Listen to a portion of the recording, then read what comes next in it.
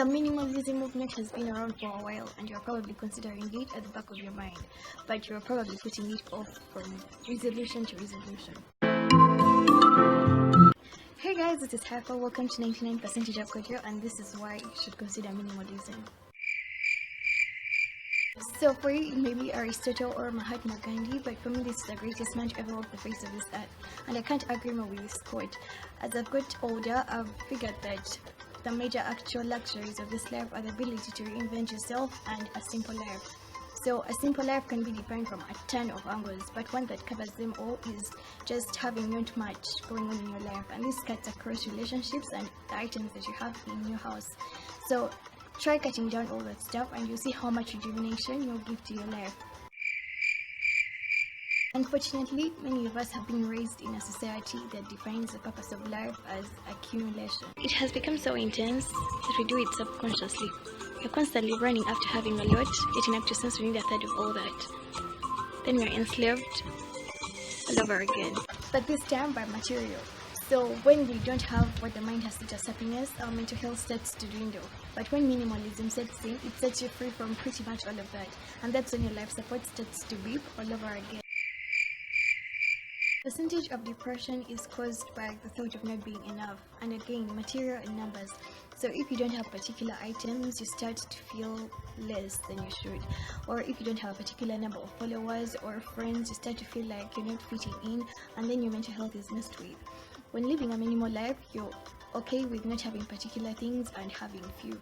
So you learn the art of being without particular things that you actually thought your life depended on. And right there is the restoration of mental well-being. Another unfortunate thing with living a life of accumulation is that there is no focus. You barely have time for your health, your relationships that matter, and your general well-being because you're running after latest and many. So you lose focus, and when you're finally forced to settle down, you realize that you're running after absolutely nothing. So the crisis starts to set in of, I haven't done anything with my life, it's too late, I'm never going to be worth it. But then again, it's never too late. You can use every other minute after realization to set things right. It's hard being okay. I should probably add that to my list of luxuries. There's always a battle going on within us and we're in constant need for healing. But a prerequisite for healing is space. So a minimal life provides for that. So when you live with less, you adapt. So you get to actually find out that all the things that got you hurt in the first place can be lived without. And that's how we heal. Minimal life and space basically verify sight. There's a great supply of natural light, sunlight, with using the space. So basically, you can see clear. Anyway, the point is minimalism lets your space breathe, and this is what makes a house a home and not just a structure. But there's an interaction between the breeze, natural light, and actual sun rays. I can't stress enough how much freshness comes with this. You definitely have a whole lot of time to spare as a minimalist, and this makes it much easier because you're in less panic when the deadlines approach. Unlike for a minimalist who takes minutes doing their chores, the rest can take hours on that. And then this also makes your chores much more enjoyable than something to dread.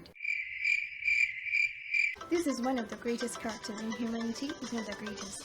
So minimalism is a great pathway to humility. Again, you don't have a whole cluster of things to deal with. And the less, the easier it gets to focus on all that and give it your all. As you know, new year, new month, new goals, so it's always decluttering for some people. But as a minimalist, there's greater to look at than all that, because your life is always decluttered anyway. So it gives you time to focus on oneself and to look at the greater picture, and that's self-betterment instead of just material. You ever have those moments of, oh, I would have tried indoor gardening, but I have no space, I'll wait until I get a bigger house. So you keep putting off all the great things you could have accomplished because you have no space, yet most of the things you're holding on to, you don't actually need them. So minimalism provides a solution to all that, since you have space to regrow your food, to work out, and literally everything to enhance your livelihood. So as a minimalist, you're either giving away the excess, or you are saving more from buying less, from which you can take a portion and still give back to society. So once again, before this video gets way too long, of which it already is, I would like to share the last two equations still on the same concept. And the opposite is true. With less, there's ultimately space for the mind to think and get creative and do all these amazing things. So to break it down, spending a whole lot on things that you don't need is a continuous habit, and it keeps you ungrateful. You keep thinking that what you already have is not enough, so you keep on running and running and running after more. So this ultimately keeps you unhappy. Minimalism solves all that though. Thank you so much for watching this video, and I'll see you all in my next one.